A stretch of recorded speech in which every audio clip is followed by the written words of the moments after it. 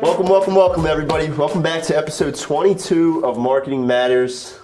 This is going to be a very fun episode, I think. We've got a bubbly personality on to join myself and CEO Lance Bachman. Brooke Logan, an SEO specialist here at One SEO, co-worker of mine. Brooke, thank you for taking some time to come on today. Thank you for having me. I think this will be a pretty exciting episode. We have some cool stuff to talk about. Before we jump in, a couple of housekeeping items. Be sure to tune in next week. I don't even think Lance knows this yet, but special Halloween episode next week, October 26th. You might see some decorations up here, but we got some things in store. Don't worry.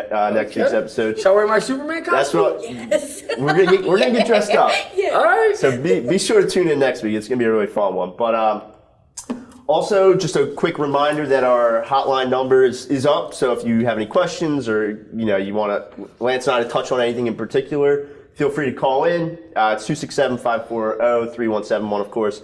It's also listed on all the YouTube descriptions for these videos. So feel free to give us a call whenever something comes up. It can be small, it can be big, a topic that you want us to touch on, really anything.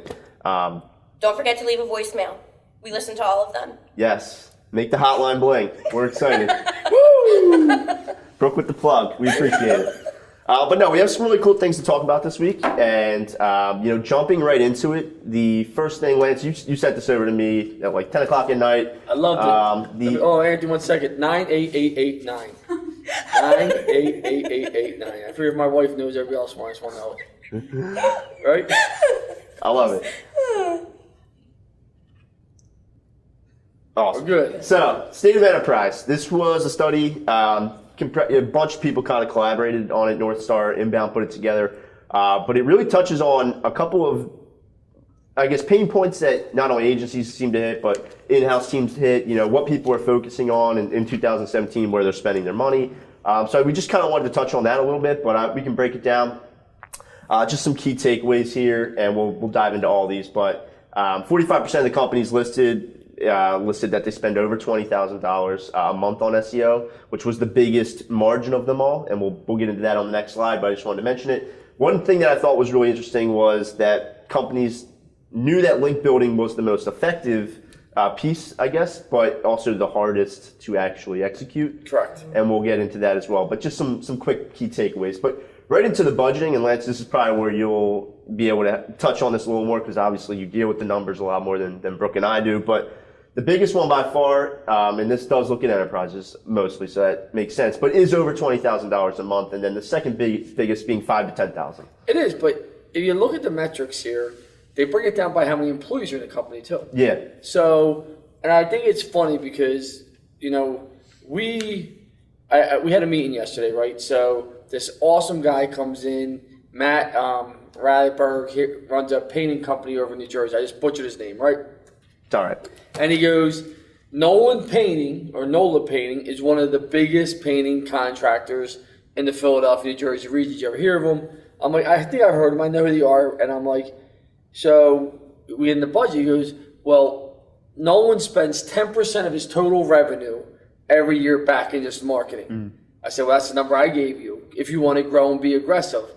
He goes, well, we're at 4%. And then Liberty Tree came in. It was with them. And I'm like, well, why do you think they've grown to be a $15 million company while you're still at $3 million in the same time frame? Yeah. It comes down to marketing, how aggressive you want to be budgeting. And, we sat with a $200 million company yesterday, me and Christian, and they've been flat for the last 4 years. They're growing, but at 2%, 3%, but they were growing by 5, 15, 20%. And I said, what's changed? And he said, well, really, we used to have a bigger marketing budget. So, you're answering your own questions, right.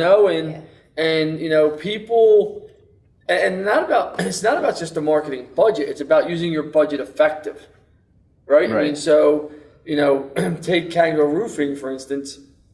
We just went through his plan. He had more on radio and newspaper than he did on digital last year. And I'm like, this is 2017. You're a roofing company. Yeah. You're better off going outside, smoking a joint, going on a 2-week vacation, never come back to work if you think newspapers and radio is going to make your phone ring. right? I mean, Not anymore. And he knew it. He knew that was the problem. The budget wasn't the problem. It's where he's investing it. Here, I thought it was interesting that they would say, hey, listen, a larger company would invest $20,000 a month on SEO, and link building is the most important piece. But that link building part of that process, as you both know, is creating content, infographics, video. So it's time consuming, where a lot of people think, hey, listen, I'll just go buy this software, do it real dirt cheap. We have a woman right now that we're going through the process with. She sells air conditioning unit pieces for cars, right? And she's a nice woman, but she just doesn't know this. She's been through 2-3 different companies, had bad experiences with all of them. She's going back to the first person from 5 years ago that built her website. He's going to build her website on WordPress, WooCommerce, e-commerce, over 10,000 products. I'm like, and all this custom integration. I'm like, that's a disaster for you. It's never going to happen. And then you want to market this, you're just going to be wasting your money. But people don't realize it's not just the budget, it's also the platform, the strategy, all that. But I thought this was pretty impressive that, you know, they're saying the budgets are bigger, but this is for enterprise and size of employees. So I think when you look at somebody, it's a small 5 to a 10-man shop, this changes. Their budget wouldn't be this size. But, you know, when you got a 25, 30, $100 million company, you're going to need a nice sized budget to compete, and depend on the vertical. Yeah, and I think like you mentioned a great point of like you have to be careful with how you actually allocate the budget. Like if you want to get aggressive and spend more money and up your budget, but you might just be spinning your wheels. I mean, you know, if you're not actually using it appropriately. And believe it or not, I'm sure there's plenty of like bigger companies that actually struggle with just burning money at that point. You know, it's funny, you know, as everyone knows, we do political stuff here for both sides. Larry Krasner was in here yesterday, the Philadelphia DA, and we're showing him all the stuff we're doing and you know, his social media team was in here, and Britt couldn't believe they just didn't know how to do any of it, but they knew how to do direct mail. He's like, well, my budget went to direct mail, my budget went to this, but none of it went to any digital marketing, where that's what Trump did to get elected, and that's what Obama did to get elected. And he didn't even know that. Yeah. You know, the digital space, if you're going to start any company, and we have billboards, right? We have billboards up and down 95. Sure. We're a national company, but most of our clients are somewhere through New York to DC. And, you know, probably, I think the stats just came out, 65% of our book is around this metro area. So why wouldn't we let people know we're here, the home of One SEO? Of course. So, of course, we're going to do some traditional, but the bulk of our money all goes into digital. Yeah, it's always eye-opening when you see, I don't want to say like the older generation, but just more traditional people who dump money into the thing, you know, the phone book. I mean, you're very familiar with the phone book, like just those types of methods, whether or not the phone book's even still around, but just those types of methods as opposed to sort of adapting and embracing where everyone's at all the time, which is just the reality of it. But I think people don't understand it. I think business owners, and I say this, and I say this to all business owners, you're the complete moron because you don't want to take the time out to learn it. You hire a company and you get frustrated. Instead of learning and educating, you go, you're fired. You know, Darius from Google. So here's a stat for you, right? Out of all the Google Premier partners, we have the churn deck. That's a conversation. And you know how I feel about losing clients, everybody here, right? I mean, there's no bigger hot button for me. But we're in the lowest 4% of all Google Premier partners for our size age. That makes us we have the lowest churn rate for accounts, right? So I said to Darius, I said, where do these people think they're going and getting a better product when they fire? But there's so much bullshit out there, and there's so much dumb stuff that's going on out there. You know, to give you an example, my buddy Anthony Bato, he's at his son's football game, and some guy's talking to him saying, I do SEO, I do this. Oh, you have some issues on your site, let me give you a technical audit. Anthony calls up Alex, he's upset. Meanwhile, Anthony only spent whatever it may be all in his budget, I want to say a few thousand a month. He had close to 100 phone calls. He went from 2 trucks to 10 trucks. He went from $800,000 since the time he met me to do about $2.5 million. And he loves us. But people go out there and say, oh, that's rhetoric. And that's why budgets to seeing something like this, I can appreciate, because it kind of gives you a guideline. Hey, here, this is what people are saying, not me. This is what other people are saying. What should your budget be?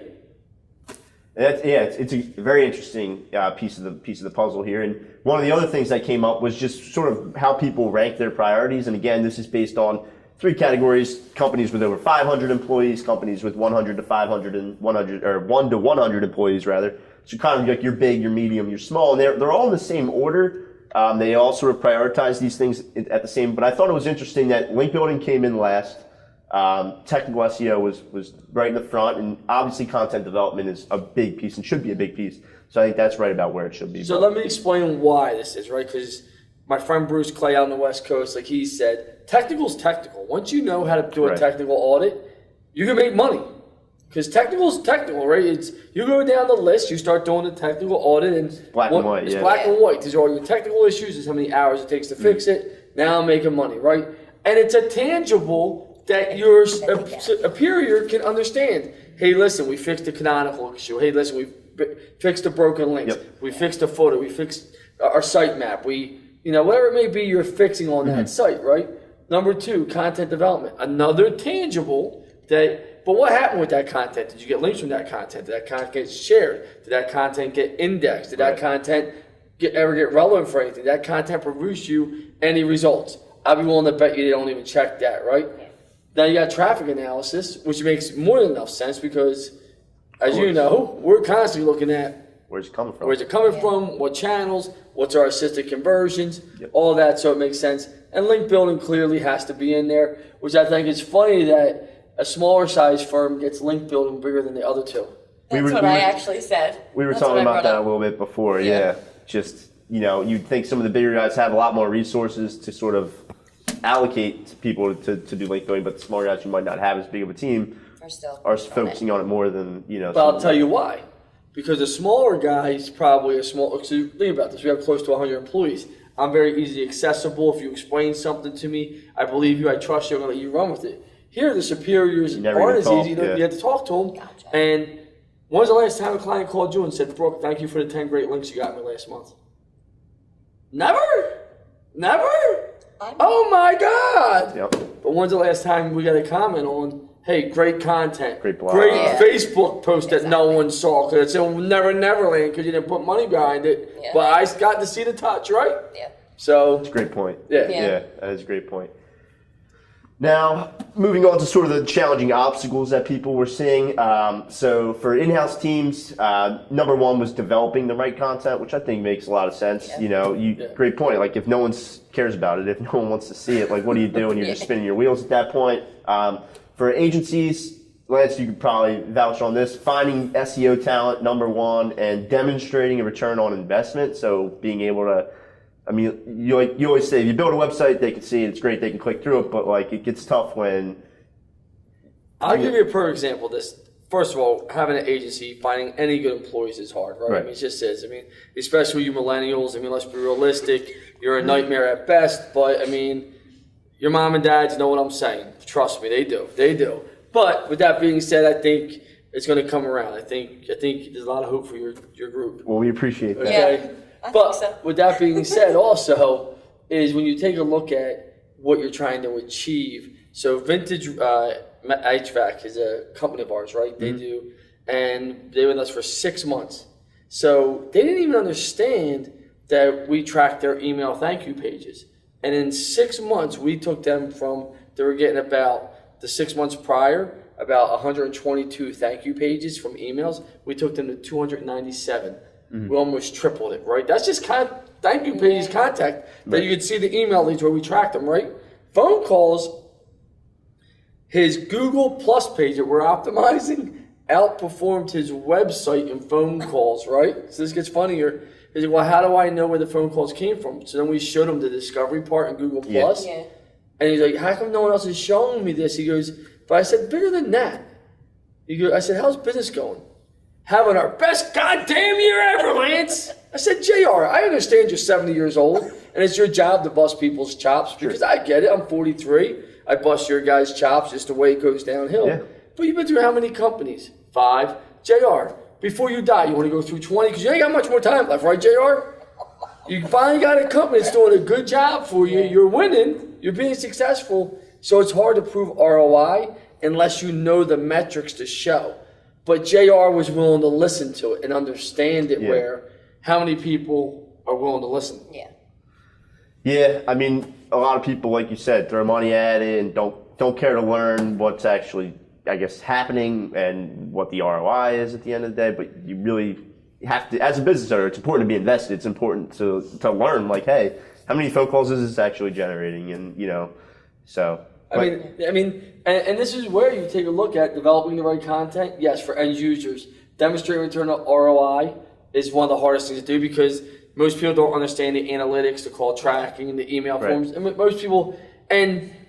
most people want to give pushback on it isn't working. It just doesn't work. My friend, little Johnny, or I went to college with this toad, and this toad says this, and you know, it's all over the page.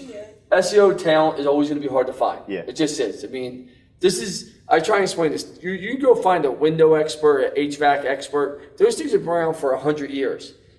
SEO and digital marketing, Evolves. it's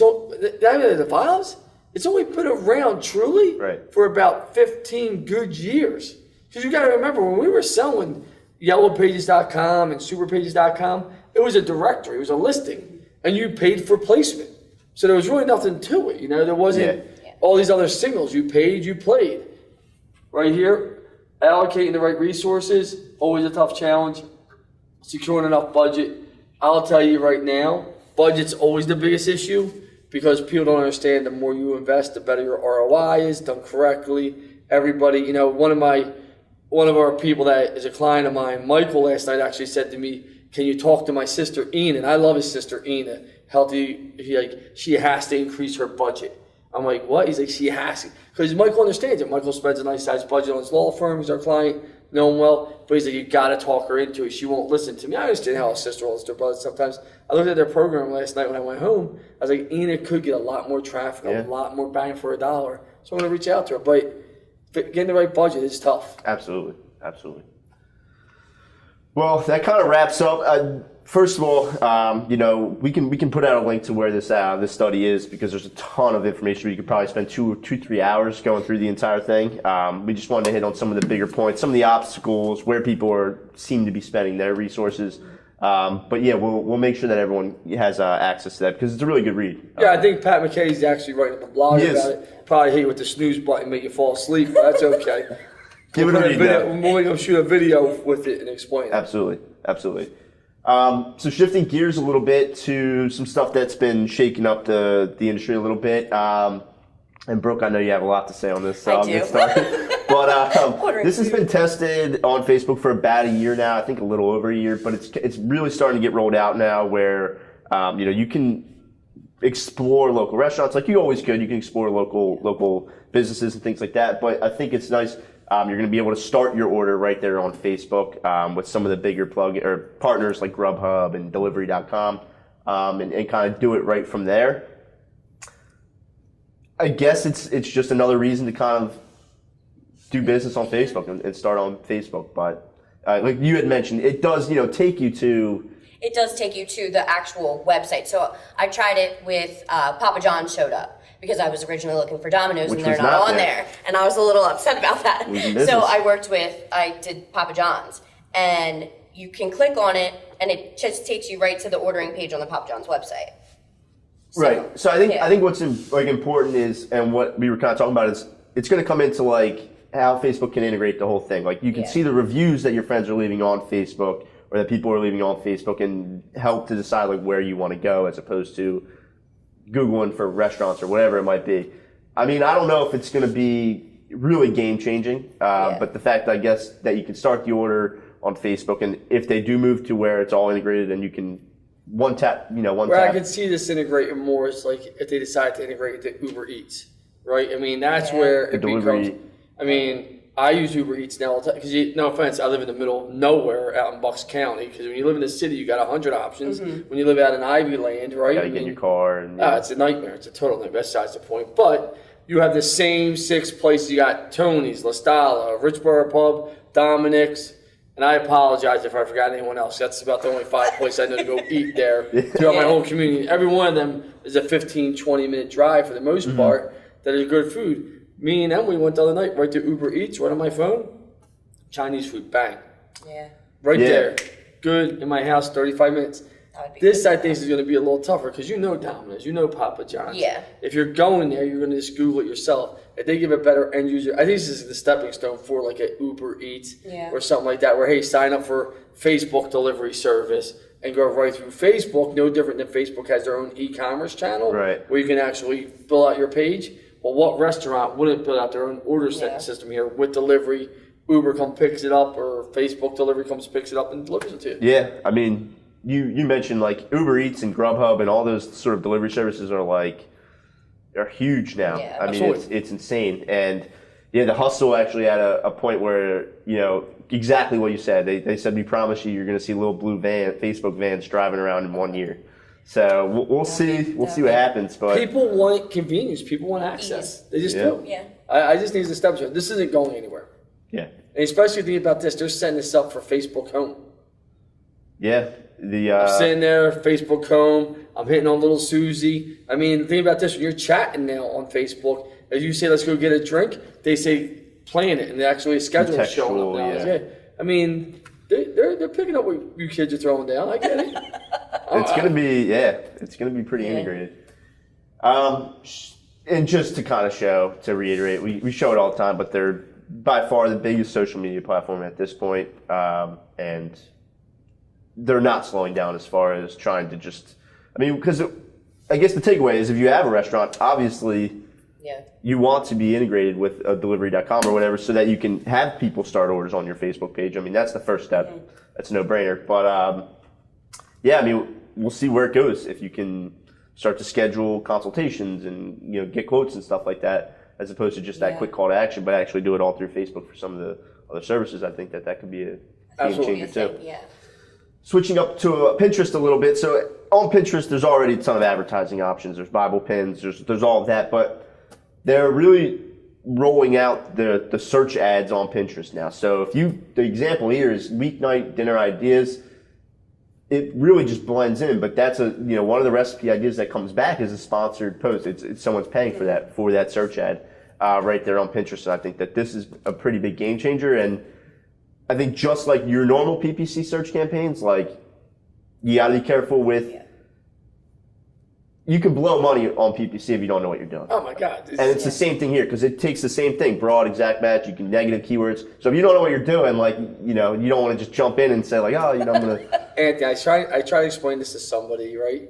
So there's a patent lawyer here in Philadelphia. He's a nice guy, but he's an older gentleman. He goes, "My guy's getting me a deal. My guy's getting me a deal. He's giving me a deal."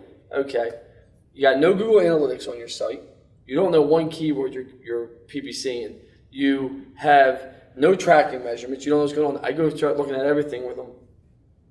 What kind of deal is this? You're getting destroyed. You're wasting money. This and that. You can blow through money on this so easily. Oh, yeah. And most people don't track. They don't analyze. They don't know what's going on. So did you really get a deal, or did you just get bent over?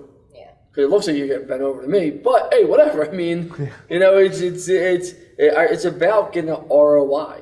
And that's what people don't realize. Your digital marketing campaign, especially on Pinterest, something like this isn't going anywhere. Think about every restaurant, every food person, every menu, artist, furniture people, all these people that can now, when people are going for ideals on Pinterest. Now, granted, everyone knows I'm not being sexist here. Pinterest is mostly female audience, right? Yeah. Got to watch what we say with the left world we live in today. But, I don't know what's PC or not, right? But, when you look at it, you got to say, okay, if I'm a female clothing store and I'm selling dresses, why wouldn't I put my paid ad on there? Exactly. If I'm a baker, why wouldn't I put my paid ads on there? If I'm a wedding planner for cakes and absolutely, think about it. And if I want to get people into my restaurants for great recipes, why wouldn't I?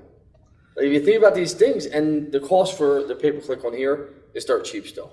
Right. Yeah, this is not an expensive buy at all. I mean, and Pinterest is sneakily doing really well and is very, very popular. I mean, Brooke, do you use Pinterest? Absolutely. Yeah. I can probably say out of 100 weddings, 90 of the brides look at Pinterest at one point. Do you use Pinterest? Mariah has a dream wedding board that I'm not allowed to see. We were talking about that, yeah. But that's. Do you use Pinterest? I do not use. Why do you not use Pinterest? I just never got into it. I might. I mean, maybe. Is Anthony a sexist? Maybe. I don't You know what? think so. I'm going to throw it out This there. time next Do you week. use Pinterest? I mean, I don't even have the app. You know what I mean? But how many, besides Facebook, what do you see me on? True story. You sometimes use Instagram. Sometimes. That's my son Andrew. I'll see. He tries to get more followers than me or likes, whatever the hell it is. I mean, but you know. Well, no, I don't have Pinterest. You're turning red, Anthony. I'll mess around with it. I'll make an account. I can teach you if you need help. It's worked. I'll show you the ways. But yeah, and I just think a great point. Like, if I sell products and I don't really know what I'm doing, like I'm just gonna throw. Like, it can get really hard with you just want to target everything, and stuff might not be relevant. It's not necessarily as I don't want to say everything's cut and dry, but like HVAC repair, like you pretty much know some of the keywords you're going to be targeting. But like if you've got like a product or something that you sell, like you just want your ads to come back from like everything, like it can get really. But you can even target the demographic you want, the age, all these things that people don't put in, and it's like, well, I just do this. Well, that doesn't work. And you are right. Digital marketing is so powerful. I told this guy yesterday. He goes, so am I just wasting my money? I said, no. I said, it's so powerful, and for what you're investing, I think we spend like $2,000 a month or $2,500 a tree company, right? I said, one job paid for itself, and there's no way you're not getting at least 1 or 2 jobs. Right. So you're happy. But if you do it right, that same amount of money turns into 10 jobs for you. It's just a better ROI. Same thing here. Now, e-commerce is a lot different. It's such a low conversion rate. People blow through a ton of money on e-commerce, and they don't get any returns. So you really got to be a lot more granular. Yeah, and I think this is obviously a great move, and it just really circles back to put your money where people are. And if your demographic is on Pinterest, then it's a no-brainer. Yeah, absolutely. Wrapping up with Facebook stories. So for those, I mean, there's people that probably don't even know Facebook has stories because it's no secret that it's just not used. Yeah. It's Snapchat and Instagram stories, and that's really it. Facebook refuses to release the numbers of stories because it's just vastly inferior compared to everything else. But in a sort of last, I use them. No, you. Yeah, I've seen you use it. I do. Man. He does. Wow. Jesus Lord, I'm like the guy with bad armpits over here today. Jesus. So Lance keeps Facebook stories in business. Wow. No, but and it's sort of a last-ditch effort. They're opening stories up to all pages, meaning brands can use it now. Anybody with a page can use it. And I think sort of the idea here is, well, if people see Red Bull posting stories or Nike posting stories or sports teams, that it might sort of draw a little more attention. But there's been some really funny headlines as far as this news coming out. Facebook welcoming brands to the ghost town of Facebook. I feel like I got that started with me using it. I said, this guy's a trendsetter. He's like his own brand. We're going to go right. Nike? That's exactly it. Nike, you got to get in here. It's got the disco filter on with the glasses. You know what? I used the arm weight guy, too. Remember the guy lifting weights? It is. I mean, really, no, I don't. It's funny because I do go to Instagram. I hear everybody's stories. Yeah. But I do only post the Facebook stories. But, I mean, that is funny. I'm a more Facebook guy than Instagram anyway. But you and I were talking, like, this could get interesting. So, like, if I don't follow somebody's page, but they pay to have their story shown to me because I fit their audience, maybe they open the doors up for sponsored stories. Well, they're definitely going to do that. That's a no-brainer. I mean, and I will tell everybody this. If you do not follow Michael Rappaport and his Instagram stories, you're just missing the boat for a good comedy because that guy's a maniac. All right, I'll check it out. I'm always open to... Me too. To checking stories. But yeah, I mean, nothing too major, but if you businesses can take advantage of posting stories now, not just on Instagram, but consider doing the same thing on Facebook so that you're hitting both. But I think it's good for businesses and the fact that it's free too. It's just another completely free. Yep. Yeah. So it's there. It's available now. Who knows if it's going to stick, but I think it will at this point. So wrapping up just quickly again, next week special episode, the Halloween episode. Just going to be awesome. What character are you going to be? It's a secret. It's a secret. Brooke, who are you going to be?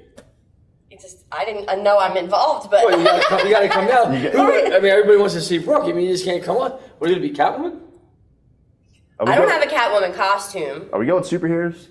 I mean, that's the only thing I've ever been. Okay. Well, then I'll just wear normal clothes. I was just going to say the same thing. You stole my thunder. Sorry. Anyway, it's going to be awesome, guys. Thank you so much for tuning in to episode 22. Brooke, thank you for being here. Thanks, and we'll see you guys next week. Bye. Thank you.